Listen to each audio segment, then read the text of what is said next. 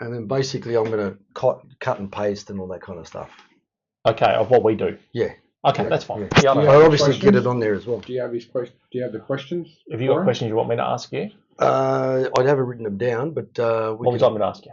Mate, just or do you want me to do my bit first and then? Yeah. Okay, let's do that. And we can just, banter. Let's just banter. Yeah, exactly. I like to banter. Yeah, that's exactly Chris loves to banter. Oops. All right, here we go.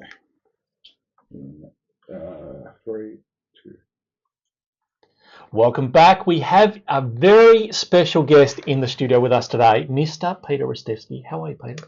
Thank you very much for the invitation. You know we're going to have fun. You know that. I love spending time with you. And what I love about you, Peter, and we'll get into what you're here for today in a second. But gee whiz, haven't things at council been pretty electric over the last couple of months? Exactly right. As I was saying to you, when you drive into Liverpool, it's like going into North Korea. I'm looking for the big photo of our precious leader, the current Liberal mayor, and he wants his photo all over the shop. But more importantly, mate, the culture in council at the moment, and I keep saying, council is not a manufacturer of anything; it's a provider of service. And what do? We provide a service. They wear that badge of honour on their clothes and whatnot. I feel sorry for the workers. They are trying to do their job every day. They are so demoralised. No one knows whether they're going to be sacked or not. And a lot of these people have been there for 30 years, and they love the place. I mean, my suspicion is that the current Liberal mayor is probably looking at sacking a lot of them and contracting the work out. And I remember when I was on there when I was deputy mayor in the 2016 council term, tried to do the same thing. But when I'd done the numbers, what the contractors were going to charge council, and then working backwards by taking away all the costs like GST, workers' comp, super, in actual fact, the staff were being paid less than the minimum award wage. And Wow. I brought that up in council. I said, are you guys actually engaging in this type of illegal behaviour? They didn't realise how to do the calculations, unfortunately, but there wasn't anyone that was on the Liberal ticket in particular that understood where I was coming from. But lucky enough, we had the numbers and we prevented that. But what scares me is that he's planning on doing the same. So that's why this election is so important. It's so important to the city of Liverpool that we're pretty much at the crossroads. Oh, look, I couldn't agree with you more. I think that, definitely we need some change in Liverpool right now. And look, Peter, just for those who, the listeners out there that don't know a lot about you, and I'd be surprised if they don't, but you used to be a councillor on Liverpool Council, is that correct? Correct. So I was on the 2016 term, so that started at 2012. Yes, I was a colleague of the Liberal mayor at the time, but as you know... Used to be mates. You used to be good mates. Well, right? Not as good mates as him and the former CEO, John Ajaka. They were very good mates. They used to have dinner at each other's homes and whatnot, but that tells you the kind of character he is. I mean, I'm not the biggest fan of the former CEO, but what happened to him, you have to fight for justice, and that was an injustice to him, pretty much, in the way it came about. But well, I was going to talk to you a little bit more about that today because you have a really good understanding of what goes on behind the scenes, and you're obviously still in communication with a lot of people that are on council. You're in the know. You're right at the sharp end of the stick. Correct. So tell us, what do you think about this John Ajaka situation? Look, our city is at risk at the moment. John Ajaka has actually submitted an application to the Supreme Court. That's going to cost millions and millions of dollars. Wow. And we have this funny thing called a budget that they've just released, and you were there when I spoke out against the budget at the council meeting.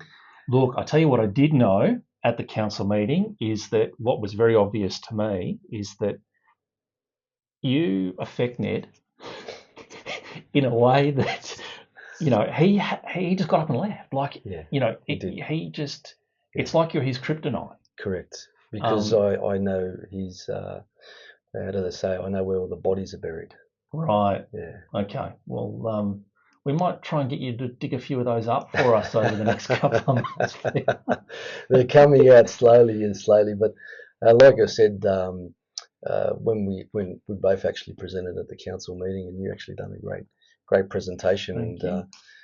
I did mention, I said, these numbers, I mean, how reliable are they? Where is the figures about the current legal case involving the former CEO? That's millions and millions just in legal fees, Yeah, excluding the payouts. absolutely. Now that could lead to $10 million, because as you know, in Australia, if you lose, you pay the other person's You've got to costs pay the as well. costs. Correct. Nothing in the budget about that. Peter, let me ask you, and I know that it's really easy for us to get tied up with because there's so much not going right at Liverpool at the minute, but tell us about the solutions. Tell us about you getting in. What is your first, you get in, it's your day, you've been elected. What does the first 90 days look for Peter Ristevski as mayor of Liverpool? Look, I'm going to reorganise the entire budget. There is so much fat at the moment, which I'll go to one by one with you. Currently, the mayor has, I think, 4 advisors. They're called media advisors, and their whole role is to get him on TV and to promote his image. Now, they're costing the ratepayers probably $2 million a year, right? That's money, yeah. That's money that needs to be going to frontline services like roads. Our congestion is so bad that one of the things that I'll be doing. Furthermore, there's probably about 6 ex-Liberals that are being employed by council, which personally, I don't think they can get a job elsewhere. They're gone, so we're talking. So straight away, you've already saved the city Yep. $2 million Plus another $2 million for plus those another guys. 2. Yep. Right. I would, to avoid this multi-million-dollar lawsuit, I'd bring the CEO back. Right. Because from what I heard, and this is my opinion, what happened, and I'm only interpreting what I've been told, and I'm pretty sure, and this is from the reliable sources, that the mayor told the CEO to fire 150 staff, which is pretty much a third of the workforce. The CEO then said, I mean, I won't say the word, but he said, I'm not effing sacking 150 staff, and you're not going to sack me. Now, he stood up for the staff. He stood up for himself. And because he didn't do as he's told, is the major reason why he left. Now, that's not going to stand up in court. I mean, from my discussions with people at council, they actually enjoyed his tenure. Industrial strikes were so low. Since he's been gone, if you have a look at the Industrial Relations Commission, we're constantly in court. Now, those legal fees haven't been factored in as well. So we're talking tens of millions of dollars in legal fees. So let's be clear. Is a vote for you in this upcoming election is a vote to put John Ajaka back in the CEO chair? Too much at risk at the moment. He needs to be brought back in, because I'm not going to risk $10 million for ratepayers' money on a potential lawsuit that I don't think we can win. Okay. And what else? So outside of, and I know there is a lot of council you'd like to see change, but is there anything else out in the local community that you feel passionate about that you'd like to see change during? A halt on overdevelopment. I'm a big fan of the former mayor of the Northern Beaches. I actually had a good chat to him at a recent football game, and I said, mate, I've got so much time for you. And he said, why? I said, you stood up for your community against the state government. State government imposed such draconian sanctions on you to promote overdevelopment that your community's lifestyle and quality of life would have been affected. He goes, well, what I did was I simply went through their policies and I noticed there was massive holes in that. Now you look around the area, a lot of the overdevelopment is we've still got the same roads, congestion's out of control. And I did a video recently on Liverpool Hospital, which is around the corner. More and more people in this area using the same hospital facility, and Liverpool already has the most, the biggest emergency hospital in the state. It's a risk to our community. You go there, if you're in desperate need of assistance, you'll be waiting and waiting and waiting. That's unacceptable. We are living like second-class citizens, and this overdevelopment needs to stop. Liverpool has done its fair share. It's time for every other council around us, and everywhere, I'm including the Northern Beaches, time for them to do the heavy lifting. And this is something that I'll be standing up to the state government. They can take me on, but we're going to sit down and we're going to go through every line item, and they need to prove to me that we have the infrastructure in place to continue with this overdevelopment. People are just sick of coming home to cars in their driveways because there's nowhere else to park. We're living on top of each other like open air prisons. That's not a quality of life. The good old Australian dream, the backyard, playing cricket, is long gone. Well, I want to bring that back. And enough is enough. And a lot of these developers that are making squillions off the sweat of our community is going to stop. Because if they want to continue this development, I will put special levies on them, like I said I would before, that will go directly to the Liverpool Hospital. We need more beds, more doctors, more nurses. I'm engaging in a serious meeting with Liverpool Hospital in relation to this, and that money will be used exclusively for that. It's not going to go to any coffers. It will go exclusively for that, because I went there with my little boy and I was so concerned that I got in my car and went to another hospital. Is that right? Yeah. You just because you couldn't be seen by somebody, or No disrespect to Afghanistan, but it was like I was in Kabul. wow. You know, it's unacceptable. It's totally unacceptable. And our mayor is literally a developer himself, and I'll be releasing videos on some of his developments. Wow, I can't wait to see some of those. Yeah. Also, one of his other councillors is a major developer in Liverpool. I'll be releasing a video on that. He's a Liberal councillor. Now you look at the Liberal team, right? This is who you're voting for. There's 5 councillors. 4 out of the 5 are men. 4 out of the 5 are from the same ethnic group, and 4 out of the 5 are from the same religious group, which is not representative of our community. Now, I've a lot of close friends from the Islamic community, and I respect them and I adore them. They make up 11% of the Liverpool community. The Liberal Party, and they need to be criticised, allowing 75% representation from the one group. Now, more importantly, the female representation. When I was on council, we had the same thing. 5 males, and I was the only Christian and non-Lebanese councillor out of the males, and we had a female councillor, which I won't mention her name. I was appalled that the way she was treated by the other 4 councillors. She would go home crying in tears.